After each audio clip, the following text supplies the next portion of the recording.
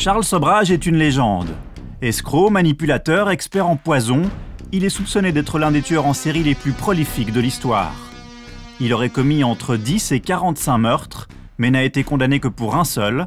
Sa phrase préférée, « Tant que je peux parler aux gens, je peux les manipuler ». Je n'ai rien à prouver. C'est à eux d'apporter des preuves. Sobhraj est français. Il est le héros de dizaines de livres et de documentaires qui célèbrent son art de l'évasion.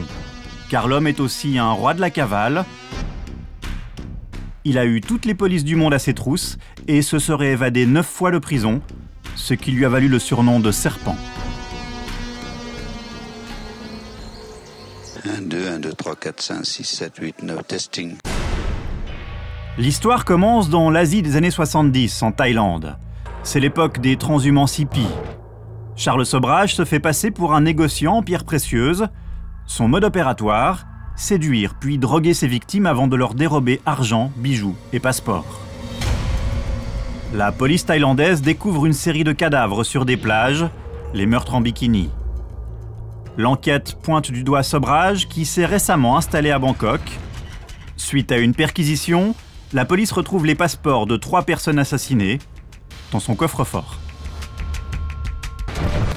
Après la Thaïlande, le serpent prend la fuite vers le Népal avec le passeport de sa dernière victime. Quelques jours après son arrivée, 2 corps sont retrouvés sans vie en banlieue de Katmandou. Cet homme se souvient encore de ces meurtres. Le commissaire Ganesh avait 12 ans à l'époque. L'un des cadavres a été découvert juste à côté de chez lui, au bord de ce canal. Le corps était très abîmé. On voyait que la mort avait été cruelle. Le meurtrier a mis le feu au cadavre avant de le jeter là, en contrebas. Je me souviendrai toujours de ce corps. Quand j'y repense, j'ai l'impression que ça s'est passé hier. Finalement, le serpent est rattrapé par la justice en Inde, 1 an plus tard, en 1976. Au total, il passe 21 ans derrière les barreaux, jamais condamné pour meurtre faute de preuves, mais pour vol, possession de faux passeports et tentative d'évasion. Sorti de prison en 1997, Charles Sobhraj menait son histoire au tout venant. En 2003, il se rend au Népal pour réaliser un documentaire sur le pays. Mais ce qu'il ne sait pas, c'est que Ganesh, devenu commissaire de police, a réussi à retrouver sa trace grâce à Interpol. Ironie du sort, c'est Ganesh en personne qui l'arrête pour le meurtre de la jeune fille dont il avait vu le corps sans vie. Le policier népalais Ganesh raconte comment il a réussi à coffrer Charles Sobhraj. Depuis ce coup d'éclat, le commissaire est devenu une légende au Népal. Je suis allé voir Charles Sobhraj en prison. Il m'a dit « Ça y est, ton rêve s'est réalisé. Tu voulais m'arrêter, me jeter en prison? Alors félicitations. Mais je te préviens, tu n'arriveras pas à me garder ici très longtemps. » Aujourd'hui, Charles Sobhraj est l'un des prisonniers les plus célèbres au monde. Il est détenu au Népal depuis 8 ans. Même derrière les barreaux, il continue à faire parler de lui. Ce matin, une fusillade s'est produite à la prison centrale de Katmandou. Le tireur, un tueur à gages, a réussi à pénétrer dans l'enceinte de la prison avec une arme. Il a été arrêté par les forces de police après avoir blessé un détenu. L'ombre de Sobhraj n'est jamais très loin. En quelques heures, la police découvre que le serpent connaissait le tueur à gages. Le détective Rator, en charge de l'enquête, accepte de nous rencontrer. Quand nous avons consulté les archives de la prison, nous avons découvert que le tireur avait rendu visite à Charles Sobhraj 13 fois. C'est plus que suspect.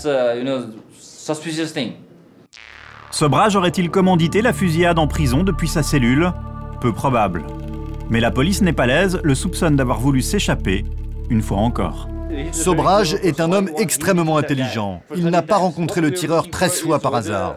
Le plus probable, c'est qu'il ait fourni des informations au tueur à gages et qu'en échange, celui-ci lui ait promis de l'aider à s'échapper. Charles Sobhraj a fait sa dernière apparition en public en 2010. Le serpent, menotté, condamné à perpétuité, clame toujours son innocence. Ils me mettent les menottes tous les jours, de 18h à 20h, sans explication. Ils me disent juste, si tu continues à te plaindre, ça sera pire. Monsieur Sobhraj, est-ce que vous maintenez que vous n'êtes jamais venu au Népal avant 2003? Bien sûr. Monsieur Sobrage, vous maintenez que vous n'êtes pas l'auteur de ces meurtres à Katmandou? Oui. Je n'ai tué personne. Maître Thapa est l'avocate de Charles Sobrage. La voici devant le palais de justice de Katmandou. Elle n'est pas la bienvenue. Ici, son franc-parler dérange. Ok, on s'en va. On va faire l'interview ailleurs. Elle dénonce l'absence de témoins pendant le procès et surtout l'absence de preuves. Pour elle, le Népal a jugé le personnage de fiction, pas l'homme.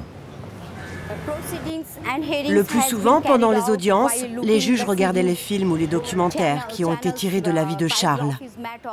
Le livre « Vie et crimes » de Charles Sobrage a été lu pendant 5 jours d'affilée parce que le parquet n'avait pas d'autres documents à produire. Nous voulons rencontrer Charles Sobrage pour lui demander sa version des faits. Nous partons donc pour la prison centrale avec son avocate. Mais depuis la fusillade, rendre visite au serpent est quasi impossible. Les gardes nous interdisent d'aller plus loin. Maître Thapa ressort une demi-heure plus tard, elle vient de parler avec Sobrage. Il est très maigre, il ne mange pas à sa faim. Il m'a dit « Il faut que tu viennes plus souvent, je me sens très seule ». Au moment où je l'ai quitté, il a eu l'air triste et il m'a dit « Ne m'oublie pas s'il te plaît, mon combat n'est pas terminé ». Se faire oublier, c'est la hantise du serpent qui a maintenant 67 ans. Alors pour attirer l'attention des médias, Sobrage se filme en secret, à l'intérieur de la prison. Alors Charles, comment ça va? Dernier épisode du feuilleton carcéral, se marier avec une jeune Népalaise de 22 ans, Nihita, qui n'est autre que la fille de son avocate. Depuis, harcelée par les médias, Nihita se fait la porte-parole de son innocence. Il n'y a rien dans le dossier, il n'y a même pas de dossier. La jeune femme de Charles Sobrage avoue elle-même avoir douté. Lui, il me dit, étudie les faits, regarde dans ce dossier, dans ce livre, à telle page. J'étudie les dossiers pendant quelques jours, ça me laisse le temps de me calmer, de prendre du recul, et en général, à la visite d'après, je m'excuse d'avoir douté de lui. Lui me répond, ne t'en fais pas, tu dois me poser toutes ces questions parce que nous allons passer toute notre vie ensemble. Pour l'instant, Charles Sobrage, actuellement condamné pour un meurtre, se dit résigné à rester derrière les barreaux.